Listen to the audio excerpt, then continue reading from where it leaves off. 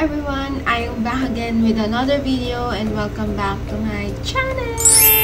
So for today's video guys, gagawa ako ng rating diapers na ginamit ni baby. Kasi napapansin ko lately maraming lumalabas na iba't ibang klaseng diapers and ano nga ba yung nagwo-work kay baby at sa hindi nagwo-work kay baby. Kasi most of mommies siguro ay humahanap na swak kay baby na diapers, yung hindi siya magkakaroon ng leaks, hindi siya magkakaroon ng rashes, or hindi siya natatanggal. Pero yung iba, naniniwala pa rin sila dun sa mga disposable or washable diapers. Pero hindi ko yung trinay kay baby. Kaya now, I'm gonna rate diapers na ginamit ko sa kanya. So, let's proceed. First diaper na ginamit ko sa kanya, newborn diaper, is Clean Fant. So, popular siya lalo-lalo na sa TikTok, sa Shopee, and sa Facebook. Kasi nakilala siya na brand and may iba't iba pa siyang products na ino-offer. Pero yung diaper na to is marirate ko siya na 7.5 over 10. Kasi kaya siya naging ganon. Nung newborn si baby, is okay pa yung diaper. As in, nung newborn pa siya. Nung 5 days pa lang or 4 days pa lang siya. Simula nung araw na napanganak ko siya, saktong-sakto sa kanya yung diaper. But, diaper mismo, hindi siya nakapit sa, yung tape niya hindi nakapit sa mismong kabitan ng diaper. Although newborn diaper siya, pero yung tape mismo kasi is natatanggal. Lalo-lalo na dun sa side niya. Ayan, yung picture na yan, kung meron man ako mahanap, yung side ng tapean ni baby. Pag gumagalaw kasi yung hita ni baby, natatanggal siya agad. So, hindi siya nag-work for me and for baby. Nagiging cause kasi siya ng leakage ng wiwi niya. And in terms naman sa pupo, hindi siya na, alam mo yun, nakalat agad-agad. Nandun lang siya sa mismong tapat ng labasan ng pupo ni baby. Pero hindi siya yung nakalat doon sa mismong diaper. Pero yung ihi kasi, naglilik siya pagka natatanggal yung tape. So, ayun. Ayun yung rate ko sa kanya, 7.5 over 10. The next is naghagis kami ni baby. Gumamit kami ng hagis one time lang kasi sobrang pricey niya.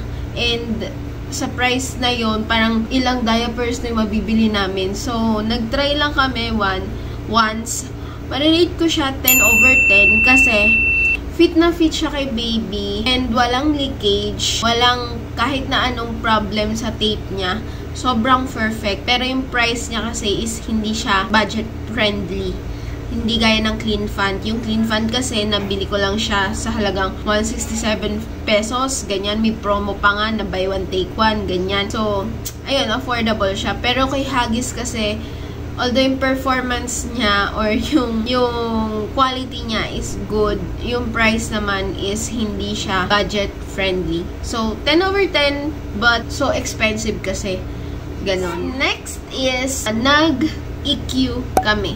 EQ na naging budget friendly din naman siya. Pero, meron lang din siyang bad side. So, i-rate ko siya ng 8.5 over 10. Yung performance niya when it comes sa tape, okay siya. And sobrang absorbent din niya sa wiwi. Pero yung kasi niya, yung quality sa dry kasi siya. Dry diaper. So, hindi siya, alam mo yun, yung sobrang good for skin ng baby. Kasi kay baby, hindi man siya nagka-rashes, pero kasi mabilis mairita siya pagka punong-puno na. So, mainit siya sa balat ni baby. Gawa ng dry yung pinaka-cotton niya sa loob. And yes, budget-friendly siya na may pagkakalapit din ng price ng unti lang naman kay Pampers. Ayun. Pero, okay siya. Goods siya sa quality. Pero yung texture kasi ng diaper is dry. So, ayun lang yung comment ko sa kanya. Pero okay si baby kay EQ. Kaya, ayun, 8.5. Next, the diaper na ginamit ni baby is Pampers with aloe vera. Yun. Kaya yun yung nagamit din namin kasi yung husband ko, nakita niya na good siya for nighttime. And sobrang ganda nga niya. Paraling din siyang huggies. So, i-rate ko siya ng 10/10 kasi sobrang goods niya. Wala siyang leakage. Kahit punong-puno na siya, hindi siya natatanggal agad-agad. Yung tape niya sobrang higpit and sobrang stretchable niya. And saktong-sakto siya kay baby. Ang problem lang is, yun, hindi siya budget friendly. Although pag emergency sa tindahan, mabibili mo agad. Pero yung price niya kasi is not budget friendly. Ayun. Pero quality niya is good pa din. Last but not the least, na sobrang perfect kay baby is the Korean diapers. So, if familiar kayo doon, yun yung pinaka-budget friendly na diapers. Lalo na kung isa kang first-time mom na naghahanap ng magandang quality ng Korean diapers. Ayan, ililink ko naman din sa baba kung saan ko siya nabili. Etong Korean diapers na to, sobrang absorbent niya at hindi siya agad-agad natatanggal kay baby. Kaya ako pinili yung Korean diapers kasi sobrang mura niya na and sobrang dali pang gamitin, lalo-lalo na kay baby kasi hindi man siya nagkaka-rashes or kahit na ano sa skin niya. Kasi sobrang comfortable ni baby, lalo-lalo na pag matutulog. May irita man siya, pero puno na yung diaper. Ito kasi, kahit na ilang hours na maiwan, syempre hindi naman natin minuminuto na monitor ang diaper ni baby. Ayun, kahit punong-puno na siya, hindi siya nagkakaroon ng leakage unless wala nang paglagyan yung ihi ni baby. Yun siya. Pero yung tape, yung performance ng diaper na to is hindi mo may pagkakait na mapapagalataan mong mura pala, ganun. Actually, bumili nga ako ng panibago na set kasi sobrang tipid niya and sobrang friendly sa bulsa. Kaya nagbili ako ng bago. Isasama ko na din dito, i-unbox ko siya kasi bumili ako ng dalawa. Actually, yung pricing naman ito, depende sa size, pero affordable pa din. Ito siya, Korean diaper. Yan. Dalawa na yung binili ko kasi nag-hoard na ako kasi pagka kailangan ko agad-agad ng diaper, ayun, kailangan, meron na akong stock. So, ito, mabibili mo lang for only 164 pesos. And depende yun sa size ng diaper na bibilin mo. And natutuwa ako dito kasi nung na-discover ko siya, nagkalat na siya sa social media ko. And noon pa man may ganito ng klaseng mga diapers, yung Korean, pero hindi siya masyadong naano sa masa, ganyan. Kasi parang hindi siya kilala, hindi siya branded, wala siyang name. No name siya na brand.